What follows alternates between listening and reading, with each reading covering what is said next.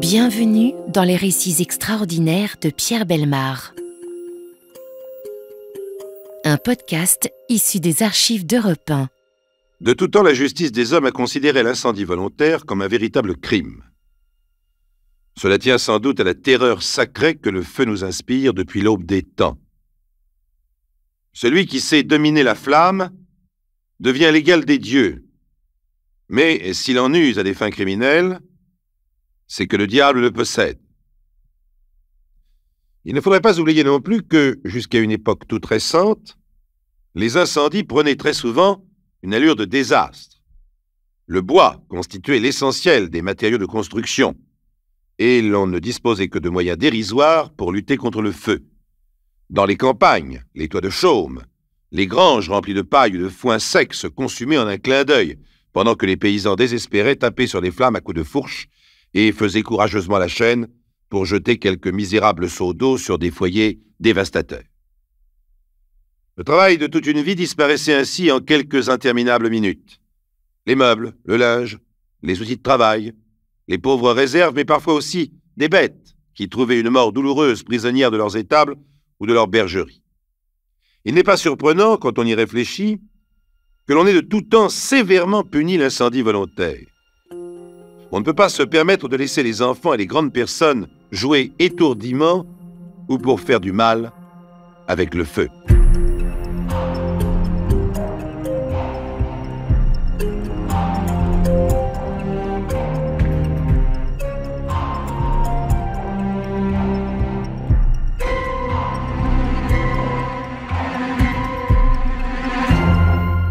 Sous-préfecture de la Somme, Montdidier est une petite ville située au sud du département, presque à la limite de l'Oise, dans une région essentiellement agricole. On y trouve aujourd'hui quelques petites industries locales, mais au milieu du siècle dernier, la population de l'arrondissement, assez nombreuse du reste, vivait presque exclusivement du travail de la terre. Le 21 mai 1847, vers 7 heures du soir, le maréchal des logis besançonnais, appartenant à la brigade de gendarmerie de Montdidier, regagne paisiblement la caserne après une tournée de routine dans les environs, quand une épaisse fumée noire, montant à l'horizon, le saisit d'inquiétude. C'est curieux tout de même, un feu de cette importance, une fumée de cette couleur, ce n'est pas normal. Il faut aller se rendre compte. Le maréchal des logis pique des deux et lance son cheval dans la direction de la fumée. On dirait que cela vient de Varzy, un tout petit village situé à 3 ou 4 lieues de la sous-préfecture. Le cheval souffle un peu, son maître ne le force pas trop, il lui faut presque une demi-heure pour atteindre Varzy. Mais bien avant, les inquiétudes du gendarme se sont tristement confirmées. Il s'agit bien d'un incendie, et d'un incendie de belle taille. Tout un groupe de maisons et de granges est actuellement la proie des flammes. Quand le maréchal des logis met pied à terre, le spectacle est saisissant. Les pompiers d'Arvillers paraissent impuissants à combattre le feu, malgré le concours des villageois et de plusieurs fermiers des alentours venus à la rescousse. Ce n'est que 2 ou 3 heures plus tard que le sinistre est maîtrisé, ou plutôt qu'il meurt de lui-même quand il n'a plus rien à dévorer. On fait un triste bilan. 3 maisons, 3 granges, 5 écuries ont été réduites en cendres. 9 vaches, un taureau, un porc, un âne et 18 moutons sont morts carbonisés.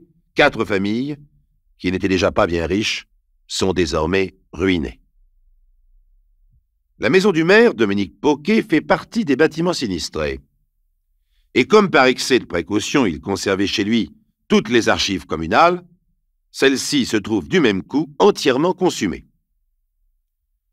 Le lendemain matin, au milieu des décombres fumants et des braises, le maréchal des logis besançonnais accompagne le juge de paix du canton, M. Dumont, pour rassembler les premiers éléments de l'enquête.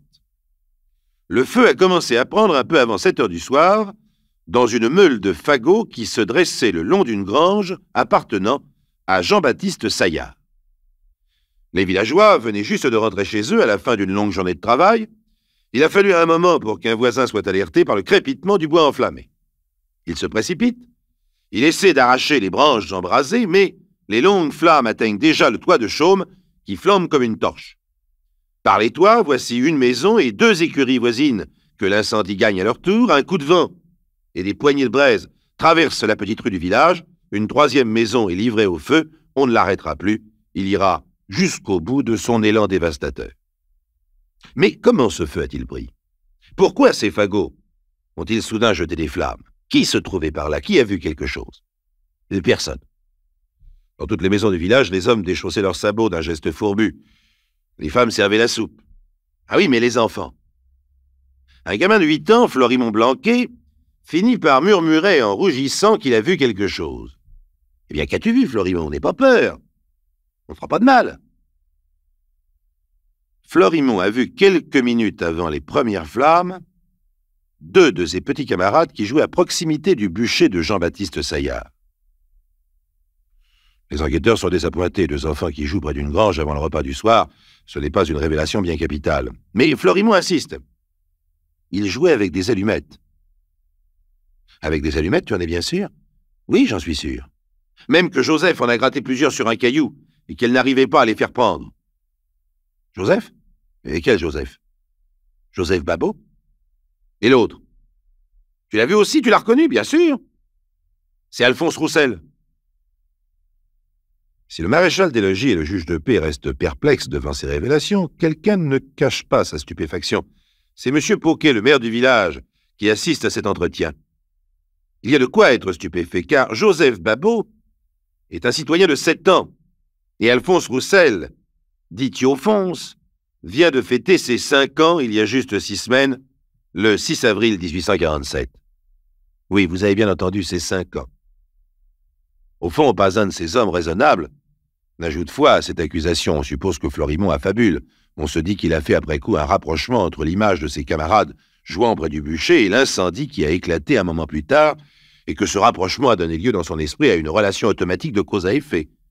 Si bien que le jour même, le maire, M. Pauquet, écrit dans son rapport au procureur du roi « Bien que des soupçons planent sur un enfant en bas âge, ils ne se sont jusqu'ici étayés d'aucune preuve. » Des preuves, on n'en a aucune, il est vrai. Si l'on entend par là des éléments matériels objectifs ou des témoignages indiscutables.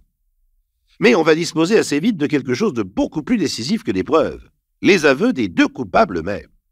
Et oui, il faut se rendre à l'évidence, les auteurs de l'incendie criminel de Varzy sont 2 petits-enfants dont l'un n'est pas encore sorti des jupes de sa mère. Le juge de paix les interroge, passablement désarmé devant ces coupables, d'un modèle si peu courant. Comment doit-il s'y prendre? Par la douceur, par la sévérité? M. Dumont donnerait cher pour se trouver devant une simple et franche canaille. En fait, il n'a pas beaucoup d'efforts à faire pour obtenir des aveux complets. C'est Joseph Babot qui a gratté les allumettes et qui en a glissé une sous le tas de fagots. Ah, des allumettes, il faut vous dire que cet objet de nos jours si banal était en 1847 d'invention toute récente. Il commençait à se répandre dans les campagnes, jetant la stupéfaction et l'émerveillement dans les yeux des enfants.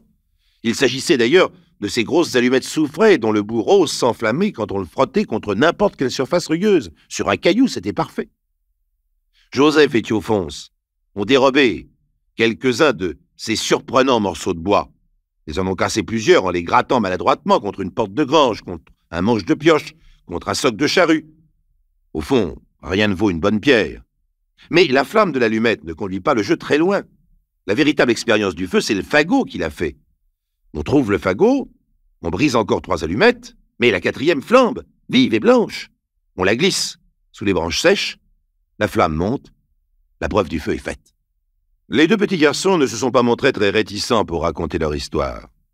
Tout au plus, ont-ils eu quelque mal à rassembler leurs souvenirs. Pourtant, ils s'attribuent réciproquement l'initiative de l'incendie.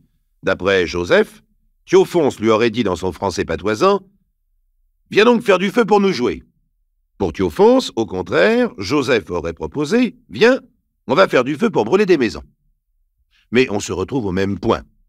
Tout cela n'a pas beaucoup d'importance, pensez-vous peut-être. Ils ont fait cette grosse sottise ensemble, on les grondera tous les 2 de la même façon, et l'on n'en parlera plus, n'est-ce pas? Eh bien, détrompez-vous. Pour les magistrats du règne de Louis-Philippe, il est fondamental de répartir convenablement les responsabilités entre les 2 enfants.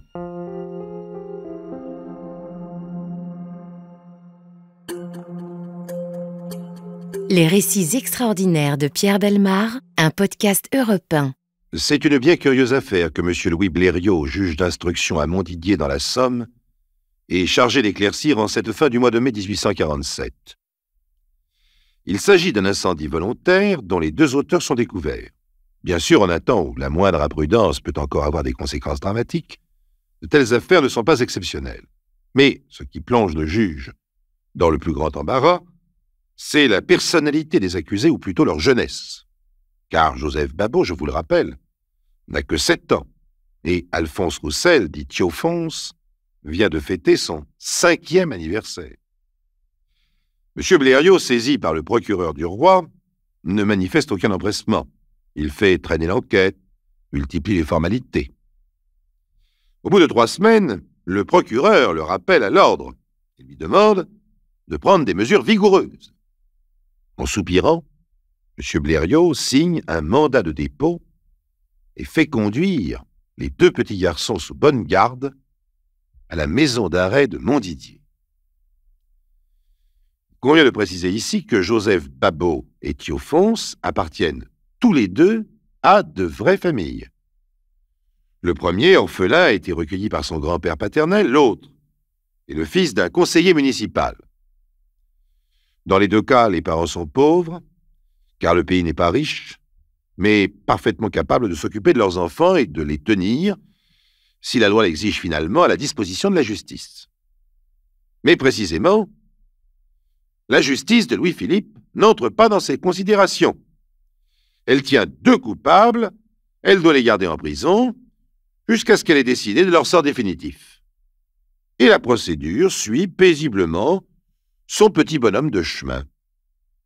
Le procureur du roi, qui a posé sa lourde patte dans cette suite de burlesques décisions, est pris d'une sorte de remords. Alors il joint au dossier transmis par le juge d'instruction une note manuscrite dans laquelle il dit notamment « J'hésite à croire à la malveillance lorsqu'il s'agit de coupables aussi jeunes. » Monsieur le procureur du roi hésite à croire. C'est bien aimable à lui.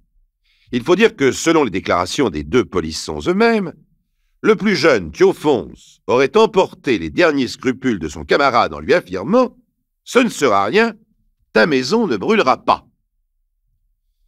Cette simple phrase, composée de 9 petits mots, suffit à jeter le procureur dans un grave cas de conscience.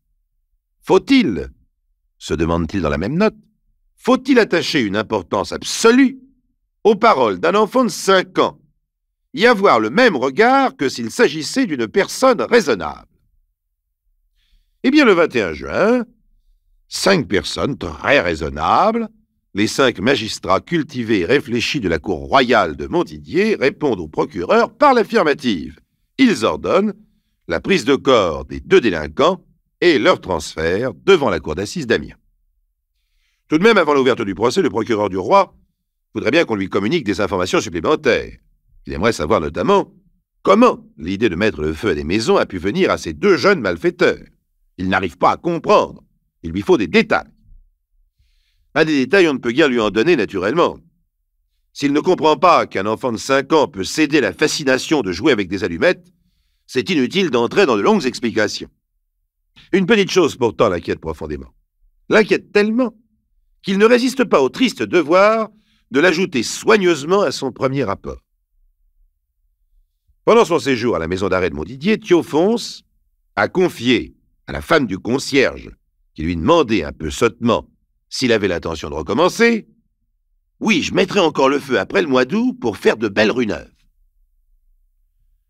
Le petit garçon a-t-il déjà vu des maisons reconstruites après un incendie?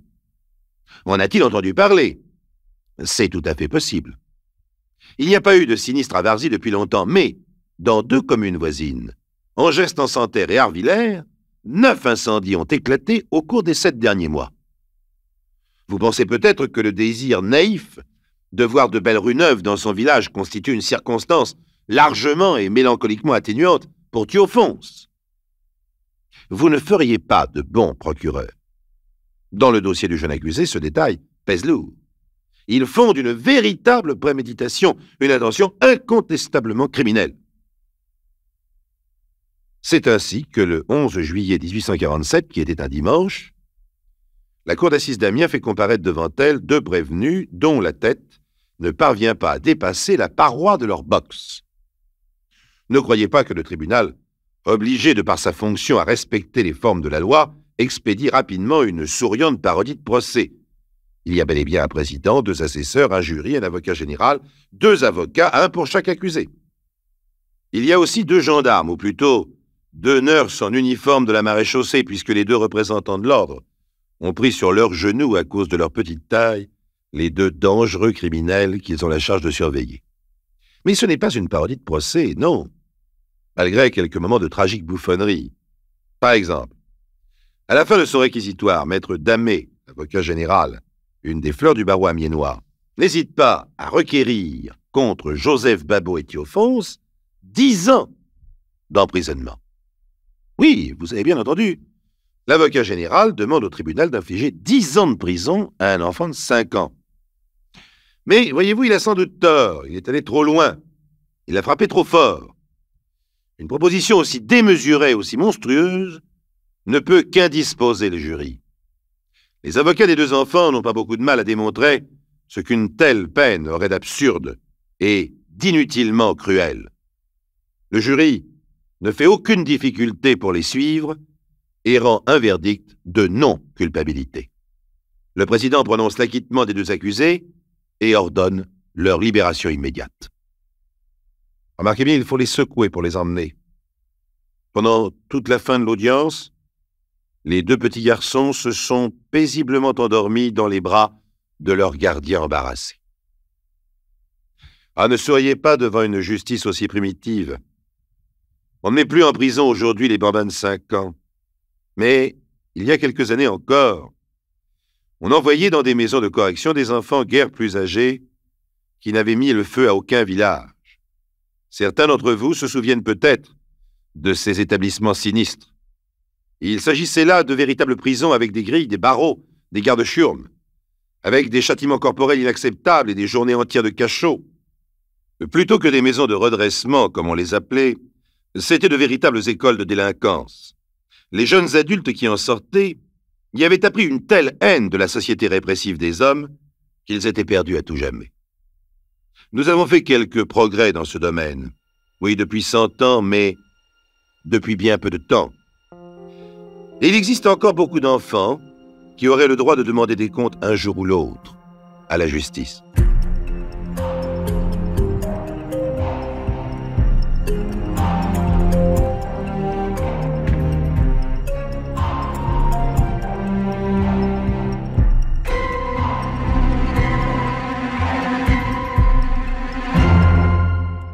Vous venez d'écouter Les récits extraordinaires de Pierre Bellemare, un podcast issu des archives d'Europe 1 et produit par Europe 1 Studio.